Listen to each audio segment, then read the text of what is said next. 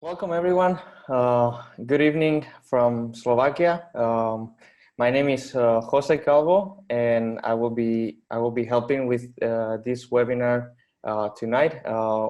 We will be with Tony Watkins. Tony, welcome. Thank you. I'm very glad that you can be here and that you can share your presentation. The topic for tonight is how to navigate a fake news world. Such an interesting topic for this moment, with so many fake news going all over the news every day, everywhere, I think.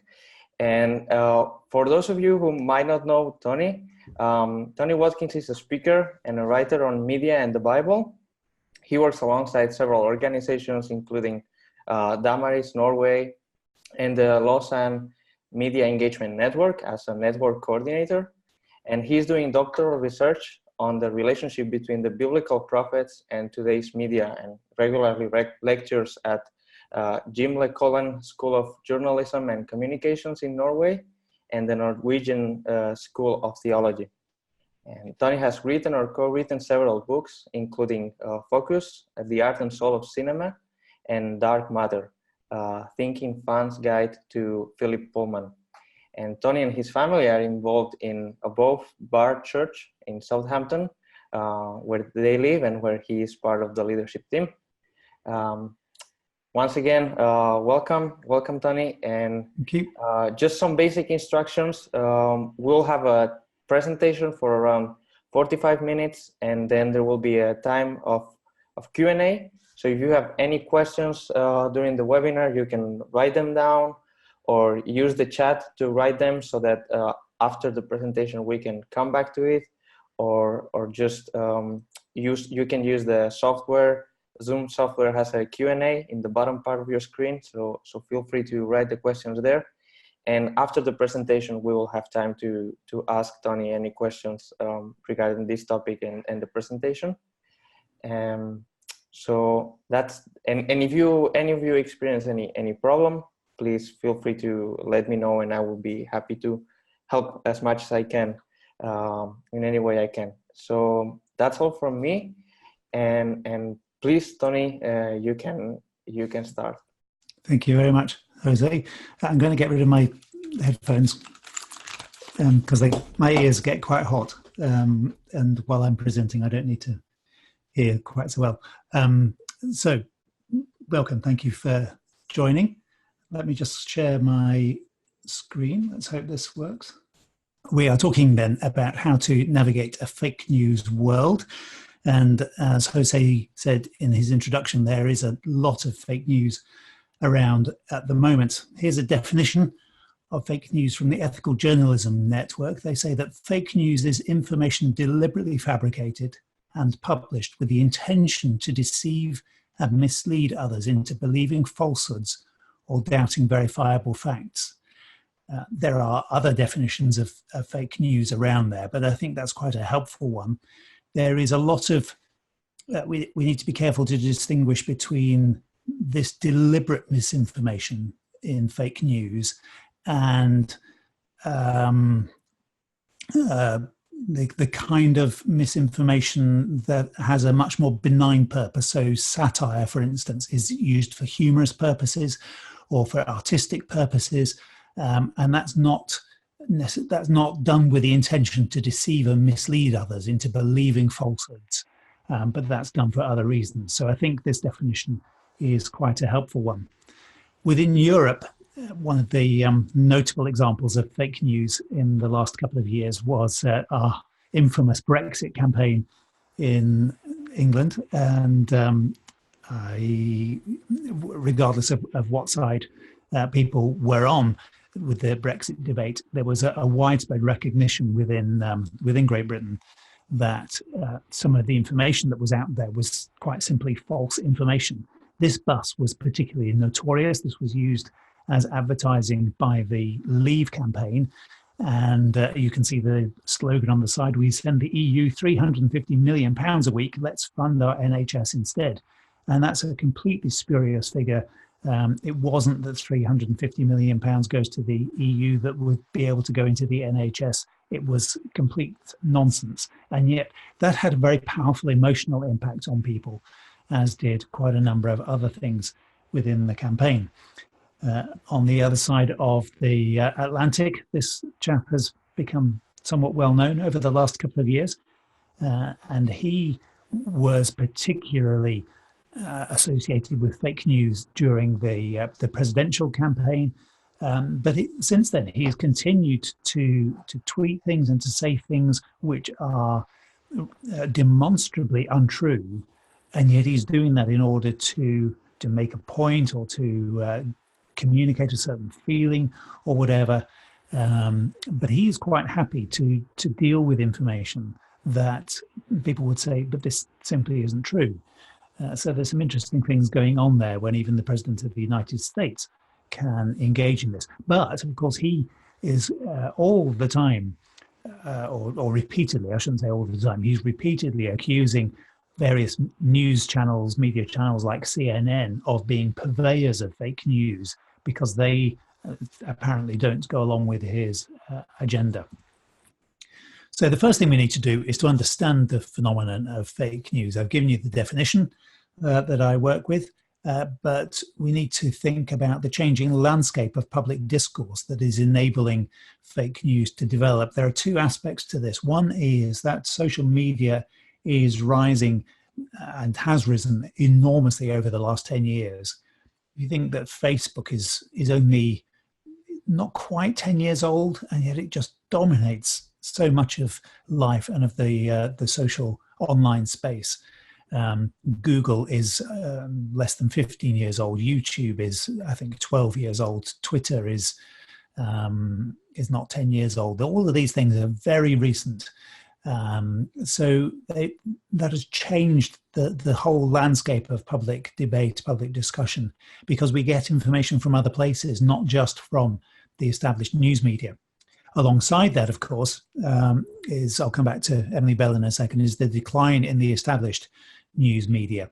As social media has risen, so the mainstream media has deteriorated. So Emily Bell, director of the Tower Centre for Digital Journalism at Columbia University, she's a Brit living over in the United States, says social media hasn't just swallowed journalism, it has swallowed everything. Our news ecosystem has changed more dramatically in the past 5 years than perhaps at any time in the past 500. That's quite a claim, but given her prominence in research within digital journalism, she's well placed to be able to make that kind of comment. Just as a little comparison of how social media is swallowing everything up, this is a graphic to show the difference in profits between the New York Times and Facebook in the second quarter of 2018. So here's the New York Times, made $24 million of profit in the second quarter of 2018.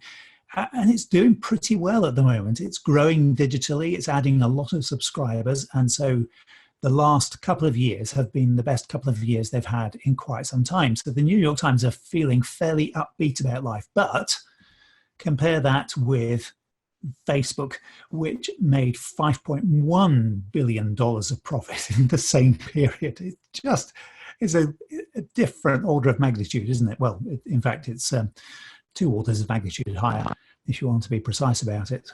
It's an enormous amount of money. And that quarter was a bad quarter for Facebook because of all of the scandal over the Cambridge Analytica big data things that were going on. So there was a lot of scandal around. Facebook lost, I think it was $150 billion in its market value because it had had such a bad quarter, and yet it still made more than $5 billion worth of profit. So that shows the difference in scale of these two things, how social media is swallowing everything up. And so, as I say, that changes the whole landscape of public discourse. But that doesn't quite answer the question of why we have fake news within that landscape. At one level, the answer to this question is obvious. We've always had fake news. False stories, false information goes back to the very beginning of human history. And the serpent was engaged in fake news in some sense in the Garden of Eden. when he questions what God said and sowed some misinformation into the minds of Adam and Eve. So it is very old. There have always been political people who want to promote their own grabs for power or to hold on to power, and so have deceived people and fed false information. I was preaching in our church last night on Mark chapter 3, and the teachers of the law coming up from Jerusalem and saying about Jesus that he's possessed by a demon. He has an unclean spirit, and that's how he's able to cast out all of these demons. So there's some first century fake news. So it's nothing new. And so inevitably in the contemporary environment, we're going to have a new form of fake news, but social media makes it a particularly fertile place for it to grow. But there's a number of reasons why it happens, a number of things that drive it. One is political agendas, which I've hinted at already. When politicians have a particular agenda, when they want to grab power or hang on to power, then they can do that in legitimate ways. Should they want to, they can give all entirely true information, but it's much quicker to give out false information, to twist things, to exaggerate, to misrepresent what your opponents are saying, and so on. So political agendas have always been a big driver, and clearly that is the case in the Brexit campaign, as well as with Trump and other aspects of the American political situation. But it's not just there. It's happening in Africa, Burundi. There's been quite a lot of controversy about fake news in the last couple of years. There's been problems with fake news in the Czech elections in 2017, and so on. So it's everywhere, and a lot of it is driven by politics. Politics, of course, is so central to the way that society works. Second reason that we have fake news is greed. Some of the people who are involved in the fake news industry, they don't really care about the politics all that much. What they want is the money. And in the American presidential campaign, it transpired that a lot of the fake news that was around there was actually not originating from people in the United States at all, but from one particular town in Macedonia. There was this article in Wired that broke this story inside the Macedonian fake news complex by Samantha Subramanian.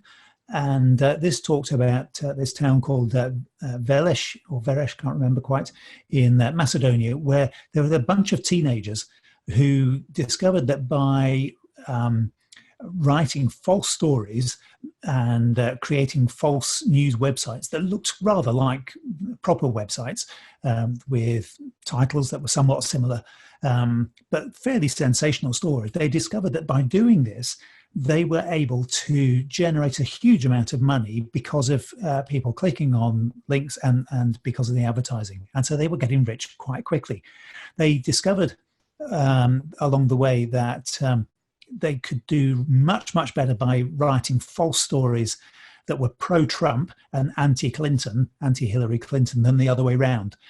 Why that is not at all clear, but that's the way it was. And that's why so much of the fake news was associated with Donald Trump. So they were very driven by greed.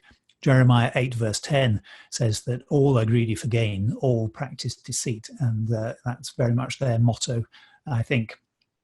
Third reason, just related to that actually, is that virality matters much more than truth or quality in the new news environments. This is a quote from Catherine Viner, who is editor-in-chief of The Guardian news group in the UK. And she says that because of the need to get advertising, this isn't greed as such, but it's commercial realities. The established news media need to be able to fund themselves by people going into articles so that they can sell advertising. That's absolutely vital to their whole operation. And so being driven by that need to have clicks on articles, she says it's very easy for them to get into a state of mind where being viral is much, much more important than whether it's really true or whether the journalism is of good quality. And that's really very sad. Third reason then is laziness. There's fake news around just simply because people are sometimes too lazy. They just can't be bothered, or they're too careless to check their sources to find out whether this is really true or not. There's a study done last year, I think it was, by two academics, Pennycook and Rand, who discovered that people are very capable of using analytical reasoning to distinguish between plausible headlines and accurate news and implausible headlines and inaccurate news, regardless, interestingly, of whether those headlines and whether that news fits with their personal political ideology or not. In fact, they were slightly better at distinguishing between truth and fiction when it was when the fiction and the truth was both supporting their ideology. And what they said was that their findings suggest that actually people's susceptibility to fake news is not because they can't think about it, not because they can't use reasoning, but simply because they are lazy in their thinking, and they can't be bothered to actually check sources and to think it through. That's really quite disturbing. Fourth reason for a lot of fake news is that we live in what has been called a post-truth context. Post-truth was the word of the year for Oxford dictionaries in 2016. The term dates back to at least 1992, but in 2016 there was a 2,000% increase in its usage in published English around the world. And Oxford dictionaries say that it relates to circumstances in which objective facts are less influential in shaping public opinion than emotional appeals. And that's the context that we live in. People are much less bothered by objectivity and by what is actually true than they are by whether something moves them, whether it generates a response. In particular, does it reinforce their ideas and make them feel good about themselves, or does it outrage them and make them feel bad about the enemy? We'll come back to that idea a little bit later on. There was a study I was reading just today about how teenagers are much more motivated by, particularly on Facebook and Instagram, by stories that appeal to them emotionally. And this was a pretty extensive academic study,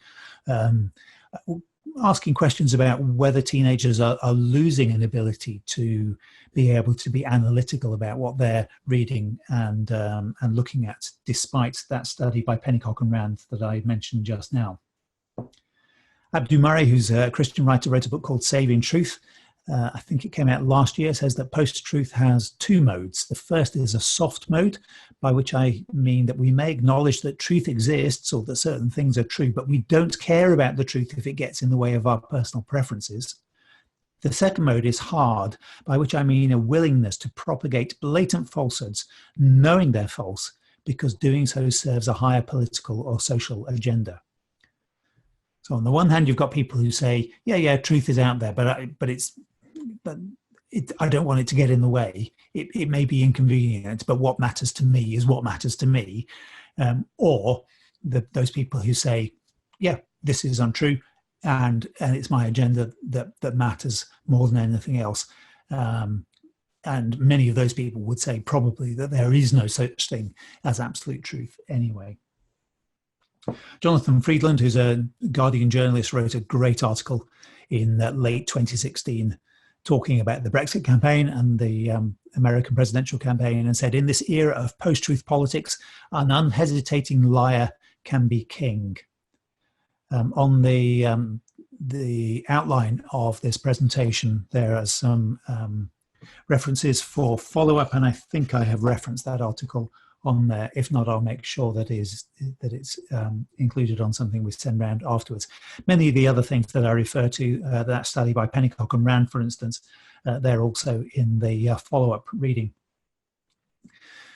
So here's Jeremiah's assessment of this in Jeremiah 7. Truth has perished. It is banished from the lips. Seems to me that is a statement that you could write in very big letters over contemporary Western society. truth has perished. There is such a diminishing of value of truth within the Western world. And it is increasingly difficult to find people who hold truth very highly in the public domain. It's not that they're not there. There are many people there. But post-truth and fake news is growing so much that it is harder and harder, I think, for people of real integrity to make progress. And that's a tragedy. So we've talked about the changing landscape of public discourse and why we have fake news. But the other aspect of understanding the phenomenon is to think about how fake news spreads. And I think there are 5 factors here. The first is an emotional connection. You might wonder what relevance an elephant has to this. Jonathan Haidt did a brilliant TED talk a few years ago that I'm not sure which came first, his TED talk or his book, The Righteous Mind. It's a book that's well worth reading, but you can look at his TED talk, which is a little bit quicker. And he talks about our decision-making processes being like a rider on an elephant. The rider is the rational part of our brain who wants to steer that elephant. The rider knows where he wants to go and he knows how to get there. He knows what the path is. And so he's trying to influence this elephant in order to get from A to B. But the elephant, he says, is the emotional part of us. And that is a much bigger force within our decision-making process. If that elephant sees a banana and wants the banana, that elephant is driven by the desire for the banana. Whatever the guy on the back of the elephant wants to do, he can dig his heels in, he can shout at the elephant, but the elephant is going to get its way. And so he says that's what it's like for us. The emotional side of us is so powerful that it can easily overwhelm us. And so the relevance to this, to fake news, is that we share things on social media that push our emotional buttons, that create an emotional connection with us. If something makes us laugh or cry, or if it angers us, we will share it. And we may share something just because the headline or the image has stimulated the pleasure centers in the brain. So we read something, we see something, and we get this little shot of dopamine in our brain because there's a little bit of pleasure over what we've read. It reinforces our ideas, or there's a little bit of outrage because it makes us angry. And either way, it stimulates this bit of dopamine in the brain, stimulates the pleasure centers, and that becomes a self-reinforcing activity. And that happens even though we haven't engaged with the actual content. The image alone can be enough to set that off. And so we can share something, and that's then shared by other people. If we later see something that shows that what we've shared is false, that we've been relying on false information, that we've been taken in by something, that has much less of an impact on us. Because the first thing appealed to the elephant. The second thing, the correction, appeals to the rider, and the rider has much less influence. And it doesn't stimulate the pleasure centers in the brain. So the rebuttal of fake news doesn't give us that shot of dopamine, and therefore we often don't bother to share it with other people. In other words, our response to much of what we see within the social media realm is coming from really quite fundamental primal bits of our brain, not the rational bits. And that's really quite disturbing when you think about it. Danielle Citron is a lawyer, a specialist in online law, and particularly relating to cyberbullying and those kinds of things. And she says that people forward on what others think, even if the information is false, misleading, or incomplete, because they think they have learned something valuable. And that sets off the second key factor. These are closely related to each other, which is an information cascade. The first person shares something, and maybe that's seen by in my just quick little diagram, the first person shares something, it's seen by 3 of his friends, and then they each share something and it's seen by 4 of their friends, and so now we're up to 12. And then if each of those shares it with 4 of their friends, or even if only half of them share it with 4 of their friends, we have an ever accelerating number. We've got exponential growth in the number of people who are seeing this piece of information. And if that's false information, that's an exponentially growing number of people who are seeing and sharing false information. And so that's called an information cascade. It just becomes a trickle of information, very quickly becomes a flood. Let me give you an example of this from the American presidential campaign. At 8 p.m. on the 9th of November 2016, Eric Tucker saw a whole line of buses parked in Austin, Texas. And the campaign was in full force, and he couldn't think of any reason why those buses could be here. And so clearly these are anti-Trump protesters, because he knew there had been a protest against Trump that day. So he says, anti-Trump protesters in Austin today are not as organic as they seem. Here are the buses they came in, fake protests. That was on Instagram. So that's early evening on the 9th. By 1 a.m., it had been picked up by a pro-Trump website called The Donald. Breaking, they found the buses, dozens lined up just blocks away from the Austin protests. And by 9 a.m. the following morning, that had been seen on this is on Facebook now, that had been seen by 307,000 people, which is a really quite extraordinary number of people. That is in less than 12 hours, or just, no, sorry, 13 hours, isn't it? Just over. Eric then had various people get in touch with him, such as Israeli News Live. Eric, were you able to verify these were protesters after they unloaded? And he said, I didn't see loading or unloading. There were even more buses than in the pictures, quite near the protests at the right timing. So he's admitting there that it was an assumption. It's picked up even more. Gateway Pundit had thousands and thousands of shares later on that day. And eventually, Trump himself picked it up, just had a very open and successful presidential election. Now professional protesters incited by the media are protesting, very unfair. 225,000 likes, 67,000 retweets for that particular tweet from Donald Trump. And then Eric realized that he got it completely wrong, and he didn't take his post down. He just put a false on it and said, the big bad old post is gone, its memory shall live on, thanks all, let's keep the conversation moving. Because once people started to question it, what he discovered was that these buses had been there for an IT conference. A major IT company had brought in all of its employees from all over the eastern part of the United States for a major conference, nothing at all to do with protests. But you see how that information cascade developed from his, I think he had 16 followers or 40 followers, something like that. I can't remember the precise number, not very many. But in no time at all, within 24 hours, hundreds of thousands of people had seen it, including President-elect, or the campaigning president, Donald Trump. Reason number 3 for the spread of fake news is social proof. Social proof is something that we rely on a lot, and social media platforms persuade us to share content by social proof. If we see that something has been liked by lots of our friends, or that they've been made angry by it, or they've shared it, then we are more likely to like it or be angered by it or share it. And so it spreads in those ever-widening circles, those information cascades, accumulating more and more likes and shares as it goes. And we're very familiar with this. If we want to buy something online, we look at the reviews. We look to see whether something on Amazon has got good reviews, and it might have 200 5-star reviews, and we say, well, that's fantastic. This other one has only got 3 5-star reviews. Well, the one with 200 5-star reviews is going to be better. And so we weigh up these kinds of things all the time. And so that's social proof. We're relying on what other people think and have valued and have experienced in order to make our judgments. It's a useful technique. It's a way of us shortcutting some of our own decision-making processes. But of course, it's fraught with dangers, because it's possible to simply go along with people because that's what lots of other people have already done. Reason number 4 is what we call confirmation bias. This is a cognitive bias that's been extensively studied in psychology.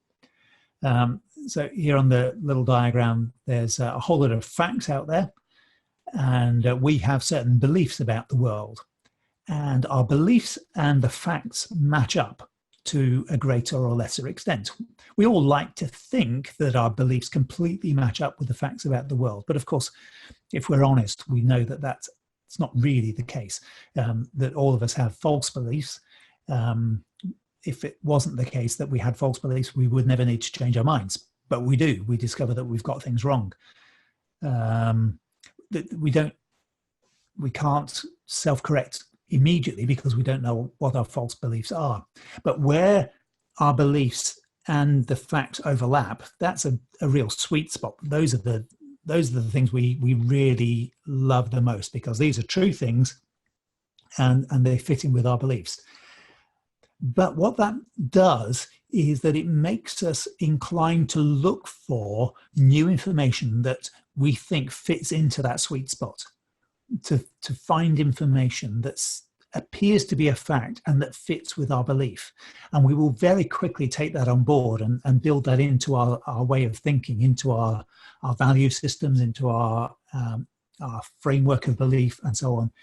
So we're attracted to information that confirms the beliefs that we already have. But those facts that don't fit with our beliefs, that are on the right-hand side of that diagram, they contradict our beliefs. We don't like those because they challenge us and they suggest that we're wrong. And so we are resistant to those ideas. We can shut ourselves off from them altogether, or we can disbelieve them, or we can even just simply be blind to them, not actually see or hear what's being said, because it doesn't fit with the belief framework that we already have. So that's confirmation bias. You see that at work a lot within social media. People are attracted to those things that fit and reinforce the ideas that they already have. And so again, you can see how that contributes to both the emotional connection with something that we see, and how it contributes to information cascades getting going. And then there are filter bubbles. I think this was a term coined by Eli Pariser, the founder of Upworthy, in a TED talk in 2011. It's a good talk. It's still worth watching 7 years later. It's a talk in which he challenged Facebook and Google to have a look at their algorithms. He said that the algorithms that you are using are constantly feeding us more of what we already like. It's feeding us more of what we've already experienced. It's feeding more of what we've already clicked on. And he said that's not good enough. We need to be confronted by some of those other things, so that it's not simply reinforcing our confirmation bias the whole time. We have got to be able to break out of that. And the problem is that the filter bubbles of the social media networks, they are designed to sell advertising. We are the products, remember, we are being sold to the advertisers. And so if we click on something and say we like it, the Facebook algorithm files that away and says, oh, okay, right, now that if that kind of thing appeals to this person, then more of that kind of thing is going to appeal to that person. And so we'll keep feeding more and more news items along those lines. And because then there's a higher likelihood of A, selling advertising, and B, of your data being valuable to those people. So filter bubbles is a real problematic thing. I hope this works. I'm going to just try and show you a little bit of video from another TED talk. This one is by a guy called Michael Patrick Lynch, who is professor of philosophy at, I think it's Duke University. I may be wrong. This is just the first 2 or 3 minutes of his TED talk on fake news from a year or two ago. So imagine that you had your smartphone miniaturized and hooked up directly to your brain. Now, if you had this sort of brain chip, you'd be able to upload and download to the internet at the speed of thought. Accessing social media or Wikipedia would be a lot like, well, from the inside at least, like consulting your own memory. It would be as easy and as intimate as thinking. But would it make it easier for you to know what's true? Just because a way of accessing information is faster doesn't mean it's more reliable, of course, and it doesn't mean that we would all interpret it the same way. And it doesn't mean that you would be any better at evaluating it. In fact, it might even be worse because, you know, more data, less time for evaluation. You know, something like this is already happening to us right now. We already carry a world of information around in our pockets. But it seems as if the more information that we share and access online, the more difficult it can be for us to tell the difference between what's real and what's fake. It's as if we know more, but understand less. Now, it's a feature of modern life, I suppose, that large swaths of the public live in isolated information bubbles. We're polarized, not just over values, but over the facts. And one reason for that is that the data analytics that drive the internet get us not just more information, but more of the information that we want. Our online life is personalized. Everything from the ads we read to the news that comes down our Facebook feed is tailored to satisfy our preferences. And so while we get more information, a lot of that information ends up reflecting ourselves as much as it does reality. It ends up, I suppose, inflating our bubbles rather than bursting them. And so maybe it's no surprise that we're in a situation, a paradoxical situation, of thinking that we know so much more and yet not agreeing on what it is we know. Well, we get more information. He says a lot of that information ends up reflecting ourselves as much as it does reality. It ends up inflating our bubbles rather than bursting them. And so maybe it's no surprise that we're in a situation of thinking that we know so much more and yet not agreeing on what it is we know. I think that's a very insightful comment. He's University of Connecticut, incidentally, not Duke University. Okay, let's move on to identifying the consequences of fake news. A study published this year, well, in fact, it's not published yet. It's in process at the moment by two academics, Nelson and Taneja, say that the fake news audience actually is quite small, and that it comprises just a subset of the internet's heaviest users. And the real news audience online is the majority of the total internet audience. So they actually say that fake news is less of a deal than we think it is, that it's not as prevalent, that it's quite a small number of people, and that actually they're pretty disloyal to the fake news content that they find. Nevertheless, they say it is still extremely problematic because it is so much easier for fake news producers to flood the news media with fake news than it is for real news media producers to be able to counteract them.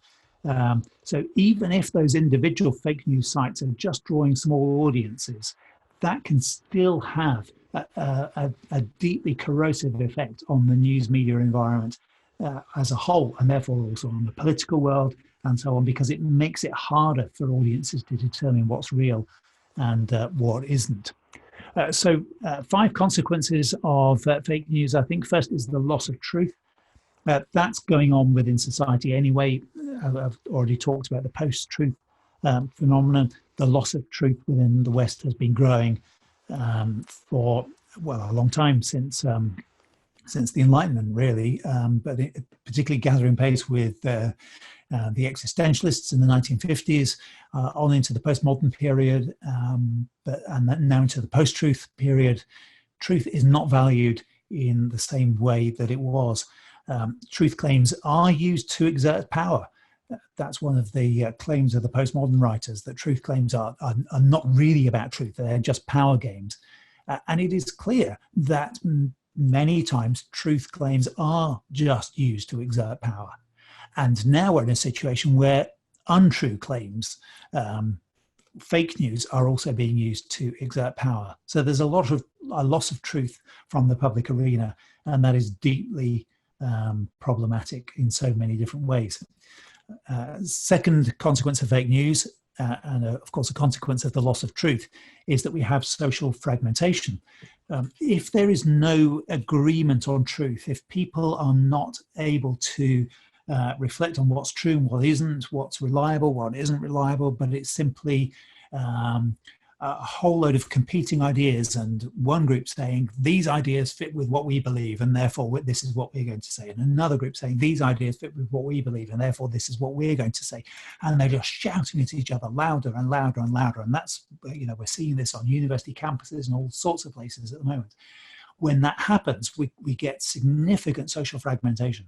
We get people just dividing into tribes of people who are like us, rather than crossing boundaries and talking to people who are not like us, who believe differently to us, who have different worldviews, who have different religious beliefs, who have different political perspectives, and so on. And so social fragmentation is a significant problem. Isaiah's assessment of his day could be an assessment of ours too. Justice is driven back. Righteousness stands at a distance. Truth has stumbled in the streets. Honesty cannot enter. Truth is nowhere to be found, and whoever shuns evil becomes a prey. That is a devastating indictment of 8th century Israel, and it's a devastating indictment of 21st century Western Europe as well. The third consequence is a loss of identity. If there are no secure foundations within a society because there's no agreement on truth anymore, then what do people build their identity on? All they can do really is to build an identity around those little tribes of people who are like us. But those people who are only like us in some respects, in other areas of life, they're not like us. So they may be like us in terms of their politics, but they may be very unlike us in terms of their lifestyle, in terms of their entertainment choices, and so on. And so it becomes very difficult for people to have a clear, secure sense of identity. Here's a quote from a number of years ago now. I think this was quoted by Walter Truett Anderson in his book, Truth is Stranger Than It Used to Be. I think it might be the title, but I'm afraid I've forgotten, and I haven't put the reference on my slide. This was an anonymous interviewee who said, "I belong to the blank generation. I have no beliefs. I belong to no community, tradition, or anything like that. I'm lost in this vast, vast world. I belong nowhere. I have absolutely no identity." That's a very sad comment. Fourth consequence is that our view of history gets distorted. I'll give an example from Donald Trump again, I'm afraid. This is not meant as an attack on Donald Trump, but unfortunately he exemplifies quite a lot of this. Last year, members of his administration referred to a Bowling Green massacre and to terror attacks in Sweden and Atlanta, Georgia, none of which had happened. Now, that misinformation was corrected. The White House aide said, no, we accept that these things didn't happen. But the information had gone out there and people continued to believe it. And so those people now have a distorted view of history because they think some things had happened when they hadn't. And in fact, those things were used to justify tightening up of the border controls on people from 7 particular countries. This is sometimes called the Mandela Effect, because when Nelson Mandela died in 2013, there were a lot of people who were, a surprising number of people, I mustn't say a lot, but a significant number of people who were surprised because they thought he was already dead. Not only did they believe he was dead, but they had memories of him dying in prison, of where they were when they saw the news reports and so on, dying in prison in the 1980s before he ever became South Africa's president. It's extraordinary. But there's if you go to a website called the Mandela Effect, that's been put together by a paranormal researcher, so not necessarily reliable information, but nonetheless, she collects together various people's memories of Mandela dying and admits herself that she had a false memory of that. Now, that wasn't fake news. That was just a false memory developing for whatever reason. But fake news about historical events or events that haven't happened give people a distorted view of history, and then that distorts the whole democratic process, because when we come to make decisions, we're not basing them on what has happened, but on what we think has happened. Daniel Schachter from Harvard University says that memories are shared among groups in novel ways through sites such as Facebook and Instagram, blurring the line between individual and collective memories. The development of internet-based misinformation, such as recently well-publicized fake news sites, has the potential to distort individual and collective memories in disturbing ways. He says research shows that social networks very powerfully shape our memories. and that we don't need very much prompting to conform to a majority recollection of something, even if it's not true. So if somebody on Facebook says, I remember something happening, and somebody else agrees, it becomes a little bit harder for the next person to say, no, that's not what I remember. Particularly if one of those first couple of people is quite strong-minded and quite forceful. And then that can gather pace, and information cascade again. And then you've got a false recollection of something that actually hadn't happened. Quite extraordinary how the human brain can be deceived sometimes. Fifth consequence is a positive one, I think. I think there is some resistance developing. I think people are recognizing the consequences of fake news and of post-truth. They're recognizing that social fragmentation is the consequence, that there is no foundation for identity, that the loss of truth itself is problematic, and that our views of history and other things are getting twisted. And so I think there's an increasing pushback. This is one of the reasons, I believe, why the New York Times has had a really good 18 months or so, why their profits are going up, because people are actually saying, oh, hang on, we need some really quality journalism here. A number of other news, old-style news channels, the established news media are finding the same thing. Here is Catherine Viner, who I referred to earlier, the first female editor-in-chief at The Guardian. She says, the truth is a struggle. It takes hard graft, but the struggle is worth it. Traditional news values are important and they matter and they're worth defending. So if there is a resistance to fake news, we need to join it. Which brings us on to our third section, which is how do we respond to fake news? First thing to say is that we need to develop a passion for truth. Christians should be passionate about truth more than anybody else out there, because we follow the Lord Jesus Christ. We follow the one who is the truth. John 14:6, I am the way, the truth, and the life. Or John 8, you will know the truth and the truth will set you free. And of course, he's talking about himself. We follow the one who is the truth. So we should be more concerned about truth than anybody. But it is inconvenient and it is unpopular and it is uncomfortable to do so in a context like ours. And so it will require courage. We must not flinch from it. And that means that we must not only hold to truth intellectually, we must not just simply agree to the idea of truth. We must be prepared to defend it, but also we need to live out the truth. The truth isn't just an intellectual matter, but something that we need to live out. Here's Proverbs 12:22. The Lord detests lying lips, but he delights in people who are trustworthy. It's not just about what we say, but being people of integrity. Paul in Romans 1 talks about people suppressing the truth, and that leads to God's wrath being poured out. I think you could make a very strong case for saying that God is withdrawing some of his restraints on contemporary society because of our suppressing of the truth. And so it's vital that we Christians don't join in that, but actually challenge that. So we're to live the truth, not simply speak the truth. Secondly, we are to commit to discovering truth. Part of a passion for truth means that we have to find out what is true. We cannot simply just go along with whatever information comes our way, just because we like it, because it fits with our confirmation bias. We've got to go beyond that, because we should be people who reflect the Lord Jesus Christ. Roger Olson wrote a great article in, I think he wrote an article in Christianity Today, but I have a feeling this quote doesn't come from it. I think this quote comes from his blog on patheos.com, an article called What Living in a Post-Truth Culture Means. He says, I also point an accusing finger at many Christians. Remember, he is a Christian. He says, at many Christians who, so it seems to me, simply don't care about truth as much as they care about feelings.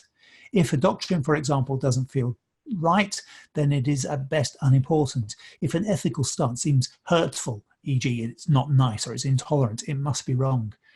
That is really problematic. We must never fall into that. We must care about truth and feelings. We don't it's not about discounting feelings, but we mustn't put feelings above truth. We cannot assess doctrines on the basis of whether they feel right.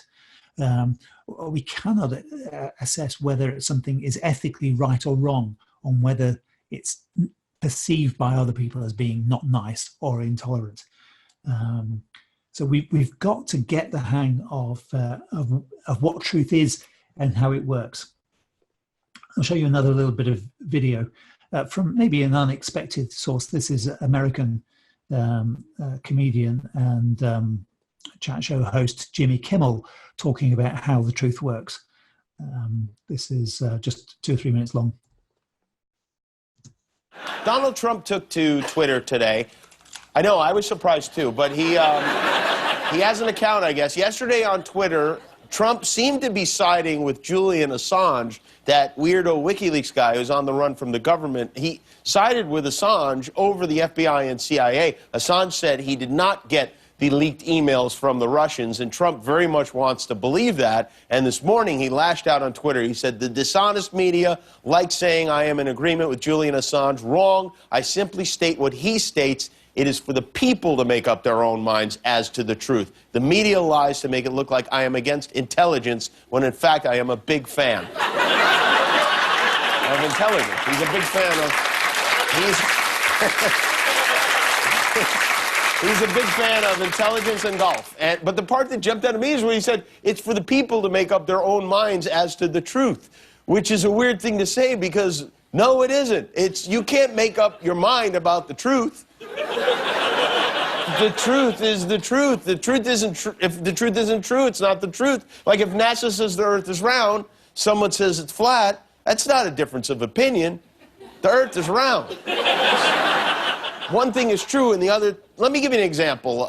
Bring in the coffee cart here, because... Okay, so here we go. All right. So, hi, how you doing? I'd like a grande cappuccino, please. Okay.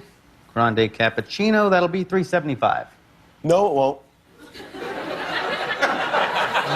Yes, it will. Why? Because you think your opinion matters more than mine?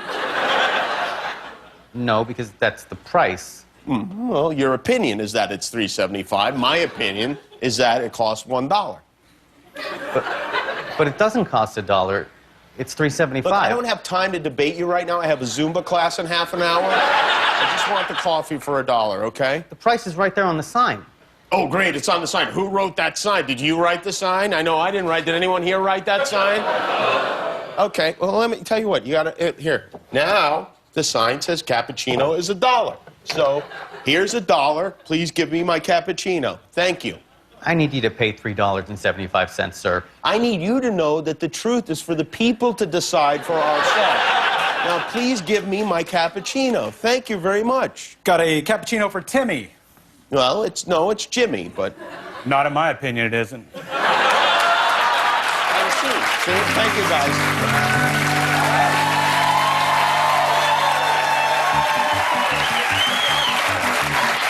So I think we learned a lot, right?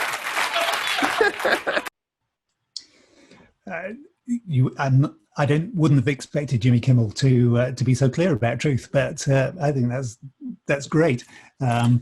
Truth is not down to us to decide, so we have to commit to discovering truth.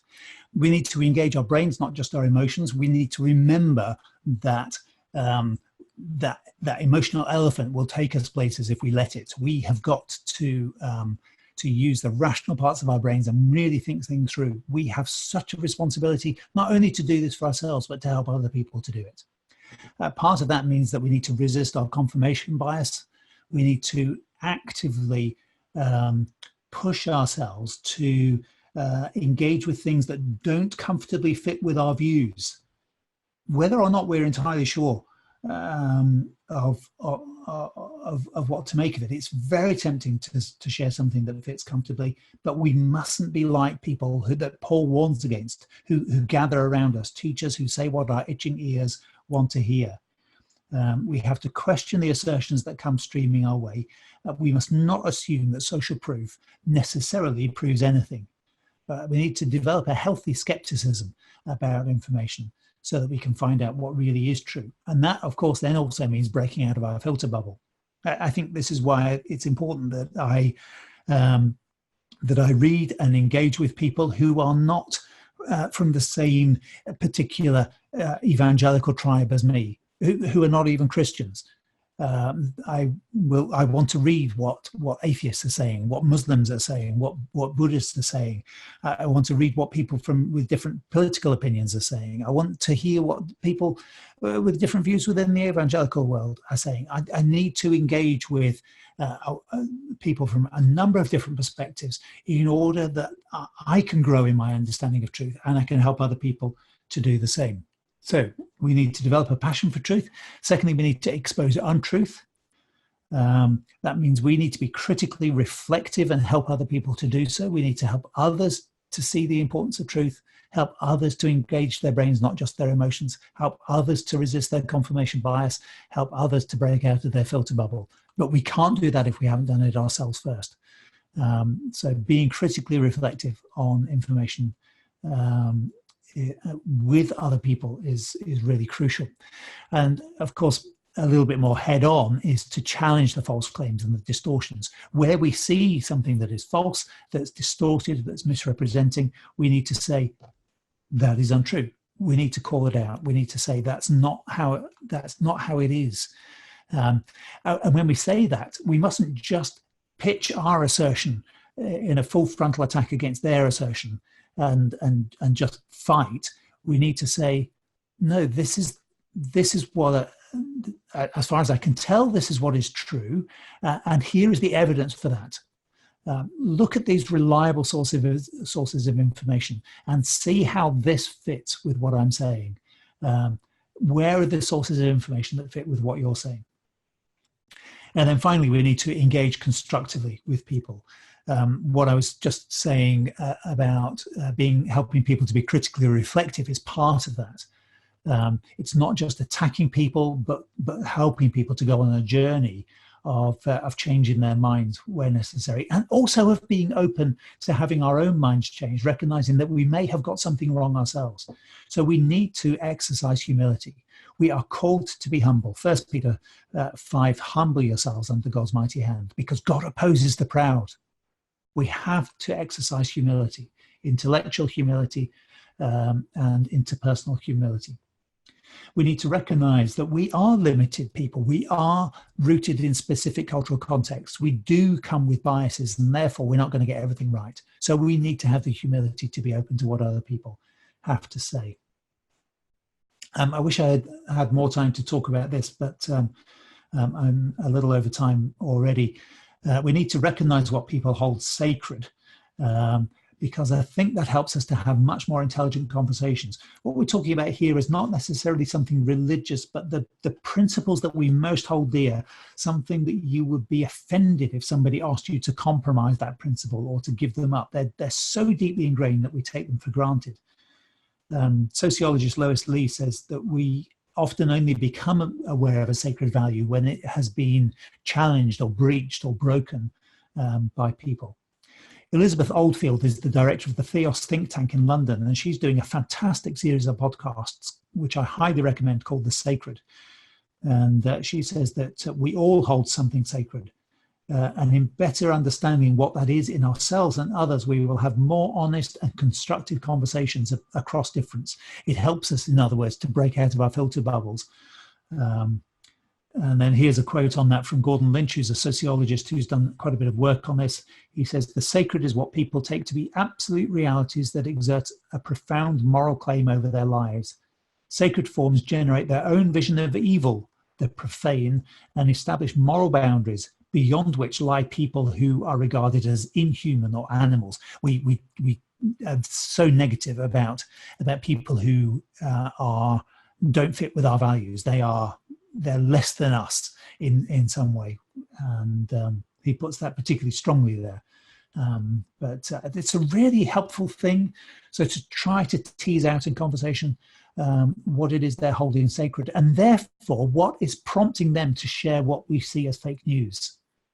Because, I mean, it may be a political agenda, it may be greed, it may be simple laziness, or it may be because of post-truth, but what is it that's making people share this? Can we get under the radar, get under the foundations to discover what are the sacred values that are driving this? That's going to open up the most productive conversations.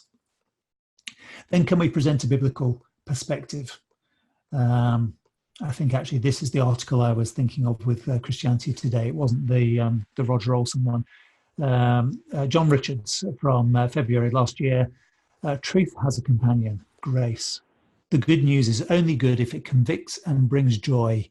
We need to walk people through tough truths about themselves, but we also need to lead them to experience the lavish grace of God.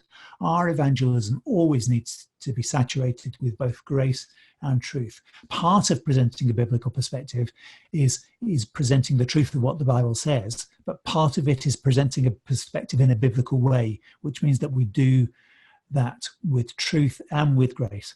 Twice in the first chapter of John's Gospel, John tells us that Jesus came from the Father full of grace and truth. The two go together. And then the last aspect of this is that we present, I believe, a prophetic perspective. You'll have seen several references to the prophets in what we've done so far. Our commitment to truth must take us beyond simply saying, reporting, sharing things that are true, but we've got to be prepared to challenge the false assertions, the spin, and that are around in our society, to present alternative viewpoints, to share some fresh perspectives. If the church is to have a prophetic role within society, we have to be prepared to speak about precisely those biblical truths which most challenge and most discomfort our society at the moment. And we desperately need courage in order to be able to do that. So, thank you very much. That was a little bit longer than I intended, I am afraid. But it still leaves us some time for chat and Q&A. Thank you very much. Thank you very much, Tony. I think it was a fantastic presentation on the topic of fake news. And yes, we have some time now for a Q&A. I will start by breaking the ice so that anyone can feel comfortable. I have one question. You were talking a little bit about this in the last part of your presentation, but I was thinking right now here in Slovakia, we are having elections in 2 weeks. And so there's a lot of fake news. Actually, I would say, at least from my Facebook feed and the sponsored ads that we are having, that the candidates are spending more money attacking the other candidates than actually promoting themselves. Right. So there's a lot of media that are actually controlled indirectly by the candidates, and they are sharing a lot of bad stuff about this or that candidate, and not so much promoting themselves, but just saying how bad the other candidates are. And it's always hard to know how much should we take seriously, or how much are they just making stuff up, or kind of being conspiracy theories and stuff like that. So how are some steps or what can we do when we see some media piece of information? How can we better see what truth there is behind it, but also how can we distinguish between fake news and actual media reporting? It is it's really hard, and I wish there was an easy answer to it. But there are a number of steps that we can take. One is to identify what are some reliable news sources. Now, it may be that in the Slovakian situation that all the news sources are biased. All the Slovakian news sources are biased, but probably there are news agencies from other countries that don't have a vested interest in one side of the political situation or the other, that are commenting on it. So that may be one of your immediate neighbours, though they may have an agenda themselves, or it may be more international than that. So it could be that to find a neutral, more objective news source requires looking beyond the borders of Slovakia in order to find that.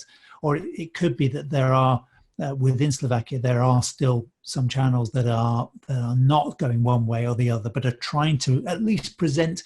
They may be leaning one way, but they're nevertheless being fair in giving a voice to the other. And so then you can begin to compare some of these perspectives and to say, okay, well, this news channel is coming from this perspective, but they're allowing for what the other side is saying, and that's consistent with what this other group is saying, up to a point, but they're going further. So how do I evaluate what they're saying? You know, that goes beyond that is 3 or 4 steps beyond that. Is there then one of these international channels that can then come in and kind of adjudicate in a way? So it's finding some reliable news sources. And sometimes, surprisingly, actually, that there are times when that means not going for one of the established channels, but finding a real passionate political blogger who recognizes the problem of division within the society and of the fake news and is out there being a citizen journalist, finding the information for themselves. There's been a number in the early days of the blog world. There were a number of very key people who I can't remember names off the top of my head now, but who broke significant stories that challenged the things that the mainstream media were saying, and then the mainstream media picked up on them. So it could be that you've got 1 or 2 people like that around. So you'd need to find them. Then also look at the way that things are being written. If somebody writes something that's pro one party but acknowledges something of what the other party is saying, I'm more likely to believe what they say about their own party, because if they're making an attempt to be even-handed and to be fair, then I think that probably means I can be more likely to trust them. If they only say from one perspective, if they only criticize or they only say the positive about their own people, then I'm going to have more questions about them. I want to look at how emotional their writing is. Is it driven by passion? Is it and a sense of an agenda, or does it seem to have more of a journalistic sense of integrity about it? If it's not a mainstream site, then I want to even look at how well written it is. If the quality of the writing is poor, if the punctuation is poor and the grammar is poor, then frankly, if they don't take care of those things, I'm not going to believe them about, because that's just not good journalism. And so there are those kinds of things. There's more to say than that, but those are some beginning things. But it's hard. It takes a lot of work. When I was talking about committing to discovering truth just now, there are no shortcuts to that, and that's unfortunate. I think it talks a lot about what you were saying about the laziness in the sharing of fake news. It's hard to do that work that you were just mentioning right now. So, I've been very interested in this topic, and I think your presentation was really good. And it's very interesting to see how I never saw how the prophets Jeremiah and Isaiah, what the text you were saying, you were presenting before, how they were. If you didn't put the biblical reference and you said it was just some philosophy professor or journalism professor, I think I would believe you, because they are so true. I think for our days. Absolutely, yeah. I'm laughing because I just love the prophets so much. Yes, well, I guess as you are doing your studying the prophets and the media, I guess that's a big thing. Yeah. But I was thinking that the idea of the elephant and the rider. So I think that's very interesting. I've never heard it before, but I think yes, we're moved by the emotional self more than the rational, especially in the sharing of any Facebook or media stuff, positive or negative, both. And So what I was thinking is, and I know this is from another author, so I guess I should also go and check the TED Talk. But what are some steps, or in your experience, some ideas that might help us? Obviously, we cannot control if the elephant wants to go for the banana, but how can we better train our minds, our brains to not jump when we are having some emotional reaction, but to better work with our emotional self? I don't know if it makes sense. Yeah, oh, it absolutely makes sense. It probably wasn't entirely right to say the rider has no control. It's just that the emotional thing is just so dominant in our decision-making processes. But the rider can do something. The rider can dig his heels in, and the human brain in particular, we do have this very well developed prefrontal cortex that is able to put the brakes on. You don't put brakes on an elephant, do you? But whatever, to be able to resist the urge that's coming from the kind of the more bottom level bits of the brain, the amygdala and those kinds of parts of the brain. So the prefrontal cortex can challenge, can take control, but we actually need to discipline ourselves to do that. We need to learn to do that, and some of it is as simple as not responding immediately. I'm one of those people who can be very quick to come back at something because no, and, I'm back with a response, and I've got 27 things to say already. And what I constantly need to work at is when somebody said something that is challenging, that makes me want to respond at an emotional level, because that's what it is. It's not I've got stuff that I'm dressing up as an intellectual response, but actually it's an emotional response. When I have the urge, I just need to say, okay, 10, 9, 8, 7, 6, 5, 4, 3, 2, 1. Just think a little bit and then respond. And in particular, to reflect on what is my emotional state.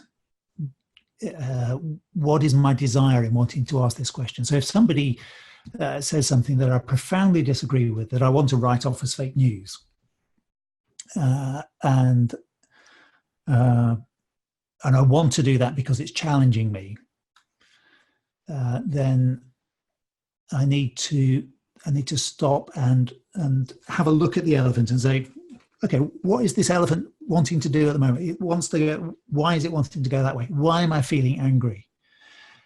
Am I feeling angry because of one of my sacred values? Not necessarily one of my Christian sacred values, one of my political sacred values, a sacred value about the importance of truth, or whatever it might be. We've got all sorts of things that we hold really core.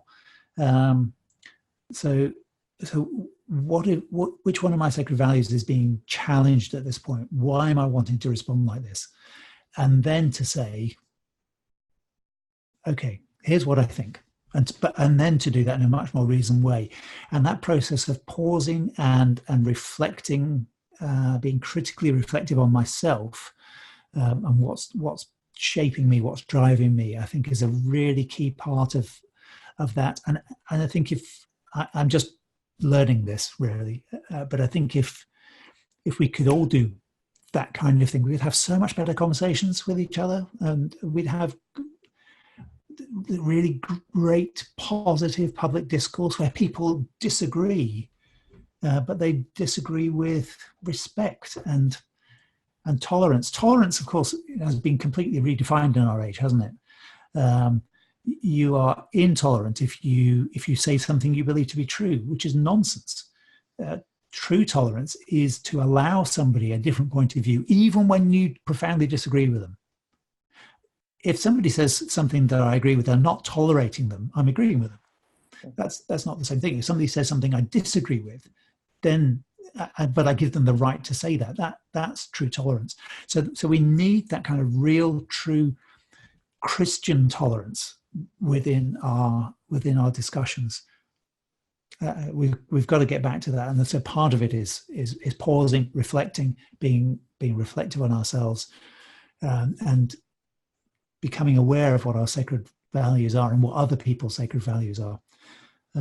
If you look on YouTube, you can find clips of Jordan Peterson at McMaster University being shut down by social justice warriors. He's there to try and present some of his stuff, and of course they have taken a massive dislike to him because of some things that he said, particularly about gender. There's a clip of 5 minutes of these guys just saying, shut him down, shut him down, shut him down, and he cannot say anything. It's just horrific. That is not debate. That is not a reasoned, civilized way of behaving. But if they reflected on what their values were and what his values were, they would begin to find some common ground, I think, and be able to have a reasoned conversation. Mm-hmm. Maybe as a follow-up question to that, obviously one of the, I think one big problem with public discourse and fake news related, it's discussions on Facebook,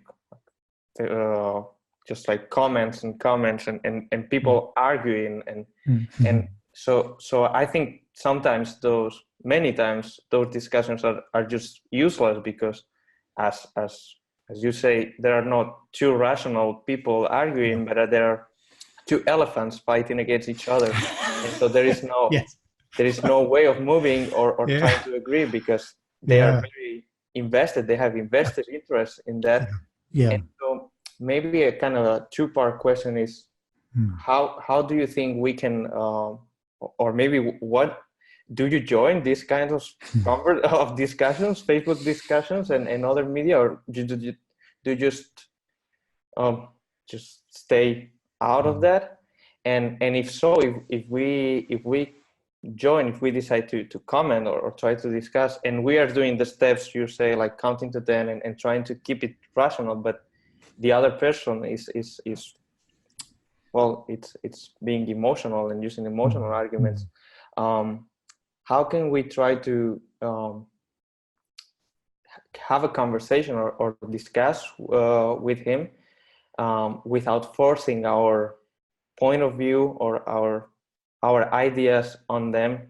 Like how not to be aggressive, but at the same time staying strong in my ideas, my beliefs. And I think kind of Jordan Peterson is an example of that, as you mentioned. Yeah, again, it's hard. All of these things are hard, aren't they? I think making sure that anything that we say is shaped by grace and humility is crucial, so that if somebody is making angry comments, that we don't make angry comments back, which goes back to what we were saying just now. So I think on social media, I often need to do more than count to 10, but actually not.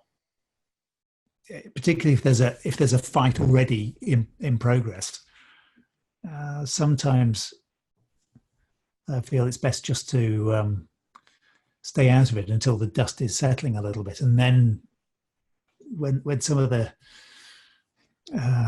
maybe for some people some of the heat is going out of it, then be able to make some contribution there. But it's one of the problems with those online discussions is that it's, once you nail your colours to a mast, once you have said this is my position and I'm defending it, it's quite hard to come back from that and to be able to modify that, to be able to retreat, really, because it feels like you're losing face. So people develop very entrenched positions very quickly. So when I am engaging in those, and I often try not to these days, to be honest, but there are times when it's important to, when I do engage with them, I try not to present myself in such strong terms that somebody feels even more entrenched. I want to try to get under the surface, to be able to get to some of those sacred values, and to be able to say, do you know what? I actually agree with you on that. You know, up until this point, I'm with you. But then you go further, and I'm having a bit of a hard time with that. Explain to me your reasoning there. How do you get from here that I agree with? How do you get from there to what you're saying? So asking questions rather than criticizing, finding that common ground, which of course is what Paul did brilliantly in Acts 17 when he goes to Athens. And he goes to the Areopagus and he says, people of Athens, I see that in every way you're very religious, for as I walked around and looked carefully at your objects of worship, I even found an altar with this inscription to an unknown God. Now what you worship as something unknown, I'm going to proclaim to you. And he proceeds to talk to them using ideas from the two dominant worldviews of the day, the Epicureans and the Stoics that he'd been talking to in the marketplace. And so he's brilliant at finding that common ground and then saying something challenging. So I want to do that, find the common ground, try and help people to go on something of a journey so that they don't feel that they're losing face. Something I heard the other day listening to a podcast, I thought that's really brilliant. This person said that when there's something fairly heated, they don't join in those discussions publicly. They take it offline. So they will discuss with somebody through private message, or they will ring them if they can do that, or they'll meet them if they can do that. Because once you're having this discussion without an audience, it's much easier to be reasonable, and not to be so entrenched in your particular position. I thought that was so helpful. I haven't done it yet, but I will certainly be doing that at some point where there's a heated discussion. Just send somebody a direct message and say, I don't want to talk about this publicly. Let's talk about it privately, and let's work out what we really think. And I think that's a position, an approach that's characterized by grace and love, because you're not trying to knock somebody down. You're trying to discover what is true and right. And that's got to be a loving thing to do.